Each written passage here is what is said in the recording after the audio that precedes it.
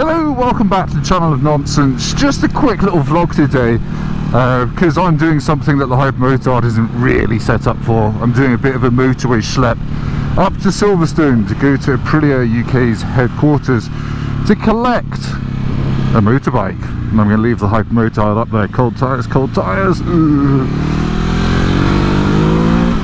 So yeah, I'm not going to do much chatting because motorway is pretty dull.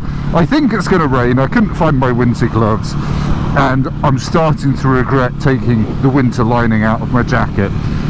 So I think I'm going to get a little bit chilly despite having base layers on. But this isn't a fashion channel. This isn't a Tim's core body temperature update. This is a motorbike channel. So yes, taking an old 950 SP up there to go and collect another circa 100 horsepower middleweight 2-cylinder bike, the RS660. So yeah, it's not going to be a review of that bike. This is just going to be me going up there collecting it, maybe some first impressions, maybe just me shivering and being miserable and wishing I was on that old BMW R1250 RT because my shoulders are already chilly. So yeah, I will hopefully see you up at Silverstone if I don't get lost. I think it should be fairly easy, and I might talk a little bit about how the Hypermotard copes on a motorway, because this is going to be the longest motorway ride I've done on this bike. It's only 90 miles, something like that, but I think they're going to be 90 fairly miserable miles, but we'll see, and that'll give me a good idea whether I could take this thing touring or not, maybe next year. So anyway, stay tuned, keep watching. It's going to be boring, but you've got nothing else to do, let's be honest, or maybe you do. Either way, thank you for watching. Please continue. Waffle over. I don't know if you'll be able to hear me, but here's a motorway update. I'm chilly because I've just realised I forgot my windproof base layer jacket thing, which makes a huge difference. So yes, I could already etch glass with various parts of my anatomy, not my willy. That was a schoolboy error, and I'm going to get wet. Motorbikes are fun though, always fun, even sitting at motorway speeds on basically a stunt bike. Yeah, stay there. Hey, look at that beautiful British weather. I'm glad I got my summer gloves on and no windproof lining. This is just a wind video, isn't it? But hopefully there's a ray of sunshine at the end of all this in the form of a mid-priced, mid-sized Italian, built for the road sports bike. I mean, we can hope, can't we? Having to do the old tilt my head side to side thing to clear my visor because I don't have a little squeegee like I do on the index finger of my winter gloves. Most useful thing ever. Yeah, oh god, Silverstone weather's usually awful as well, so it can only get worse, unfortunately. I think my nipples are about to puncture my jacket. I really do need to get a new Cordura jacket with actual proper Gore-Tex, because this richer one's fine, but it doesn't really keep you dry, nor do the trousers. So I'm going to look like I've wet myself by the time I get home. And then it's so cold I'll have a bit of a struggle finding the old genitals. This is what you don't hear about motorbiking. You just see glamorous people riding motorbikes in nice locations. You don't see them peeling back a tumescent foreskin to do a wee. Anyway, enough of that. Onwards. The rain has gone. Hooray, hooray. One thing I've always found on motorbike tours, I've been on some proper soaking horrible motorbike tours, nearly always when I'm in the vicinity of Munich and Bavaria down the south of Germany. What I find, there is nothing more miserable than certainly being on a naked bike like this when it starts hammering down, you've got the wrong kit on and everything else, and if it's like that for hours and hours, it's truly soul destroying. And I've been on loads of rides like that in Austria and Germany, and that's when good Gore-Tex kit is worth its weight in gold. And I've always found that if it's not real Gore-Tex, it's not waterproof, certainly not for like 9-10 hours in the rain. But on the flip side, after that depressing downpour and lashing of rain, there's always the upside, when it brightens up, when the sun comes out, when it stops raining, when the road dries up. And that moment is one of the most uplifting moments you can have on a bike, is when it finally stops being miserable, wet, cold and all the rest of it, and when you come to your first dry corner on a twisty road and it's like, oh yes, I can get some heat into my tyres and have a go. So yeah, yin and yang of motorbiking in the rain, misery, then pure joy, little tears of happiness and dry tarmac.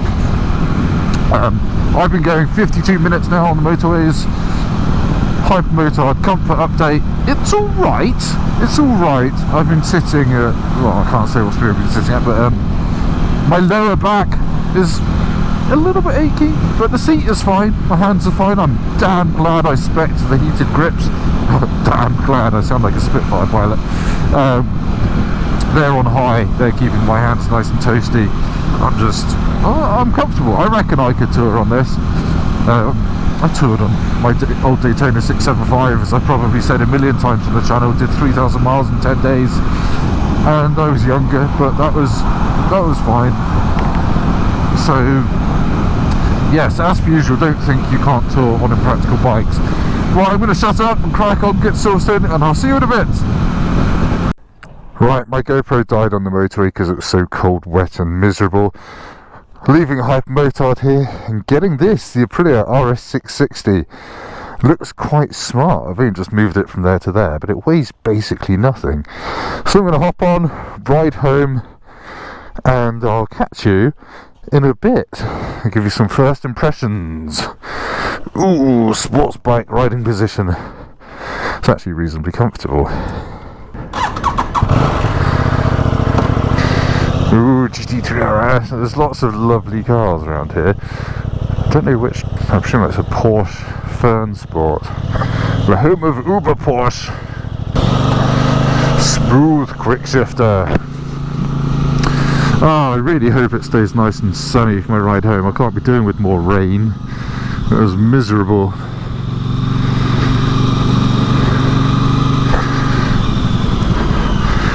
The indicator switch has a very satisfying click to it. So you've got 160 miles on it, this. Got it in dynamic mode to sort my mirrors out. It's definitely going to rain again. I'm going back over towards it where those grey clouds are. How the brakes, okay, they're the same calipers that my Hypermotard has, I think. Just a little side by side.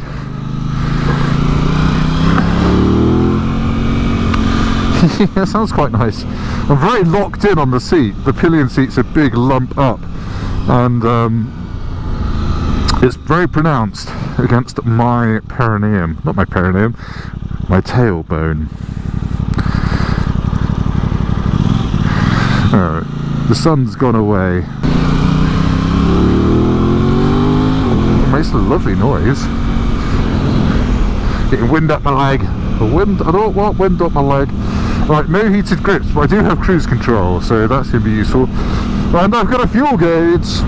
The internet will like this bike. I've got a fuel gauge. Right, again, this is just going to be straight onto motorways pretty much, so quite boring. You'll just have me saying, I'm cold, I'm wet, I want a sports bike, my knees hurt. So I'll spare you that, and I'll see you in a bit.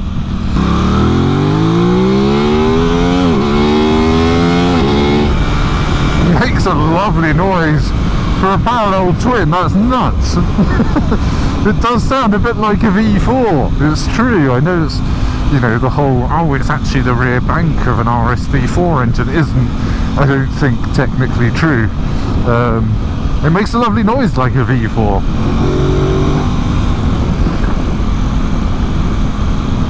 It's definitely it's brisk rather than terrifying, but it revs super quickly. And that's good in a way, because it just encourages to use the engine to its maximum. Right. Doing Mr. Lorry turning. Whoa, that felt greasy as fuck. It's a joy to have an engine you can actually rev out without breaking the speed limit. I think we're going to get on just fine being this RS660. I feel like I'm very much in the bike rather than on it. I'm 6'3" and my legs lock in really nicely under the tank cutout. And it's not much of a reach to the bars aren't too low, the pegs aren't too high, and it's actually a reasonably relaxed position. It feels, I know, feels not too committed, which is nice in a way.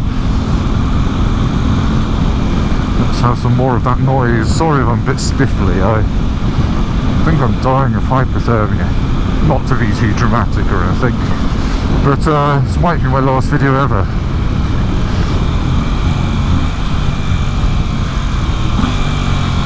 I think these tyres still need a bit of scrubbing in.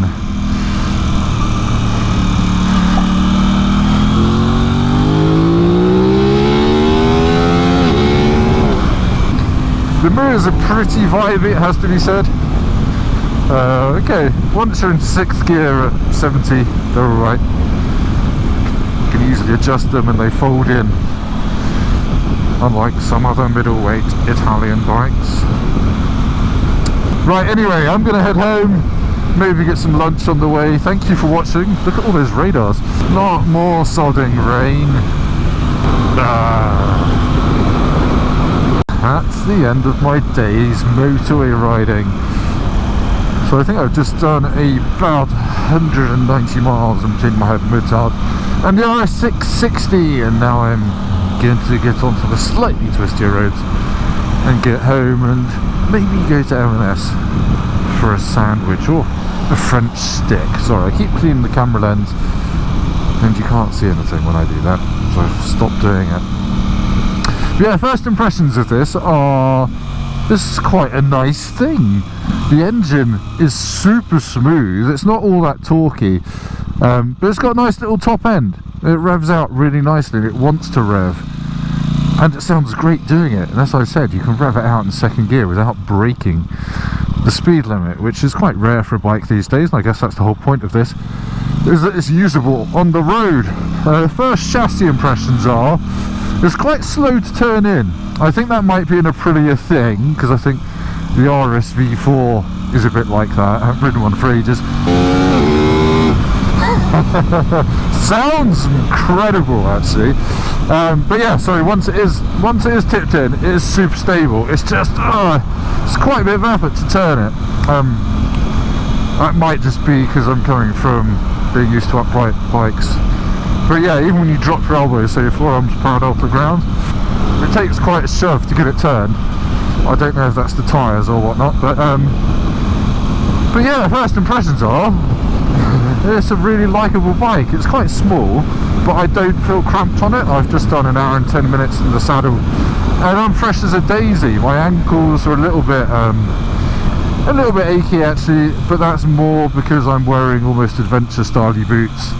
I didn't really think about that, but yeah, it's a cool thing.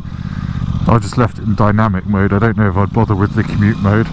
I think that probably softens everything off, but it's not exactly a terrifying bike to ride anyway, so I could just leave it in dynamic. Throttle's a little bit snatchy in 2nd gear, but it's not that bad. Like I said, this isn't a full review, this is just me muttering about my first impressions. I used the cruise control on the motorway. That's very, very handy, especially on a bike with a slightly sporty riding position like this, just because you can relieve your wrists and just stick to the speed limit, so that's quite handy. No heated grips, but you know what, you probably don't expect them on something like this. Waiting for all the S1000R owners to pipe up saying, oh, you've got heated grips. So anyway, yes, I'm gonna stop whittering, go home and have a hot mug of cocoa, and see you next time, which will probably be for a full review of this. I think I saw the traction control light going. That might have been for the anti-wheelie. You can change modes down here and put it in individual, which disables the rear ABS and anti-wheelie control at the moment, so I might see what that's about. Right, anyway, as I was saying, enough waffle. Thank you ever so much for watching. I realise it's been a bit of a random video, a piece of a video with only one GoPro where I keep wiping the screen. That's annoying, sorry, I'll stop it. And I shall see you next time. Please like, comment, subscribe if you feel, you know, like you want to. You don't have to. And I'll see you next time when I'll probably be giving you my thoughts on this, having lived with it for a week.